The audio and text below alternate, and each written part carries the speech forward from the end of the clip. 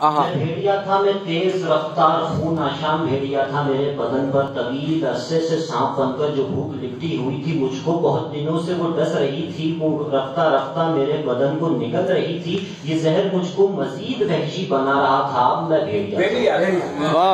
غزال تھی وہ، غزال تھی وہ، اور اس بیاباں کی وسعتوں کا جوان تھی وہ، اب اس کے بارے میں کیا کہوں میں، سبک روی میں خدا اب اپنی مثال تھی وہ، غزال تھی وہ، اور اس بیاباں کی وسعتوں کا جوان تھی وہ، اب اس کے بارے میں کیا کہوں میں، سبک روی میں خدا اب اپنی مثال تھی وہ، میں تاک میں تھا، میں 6 دنوں اور 7 راتوں سے اس حسینہ کی گھاٹ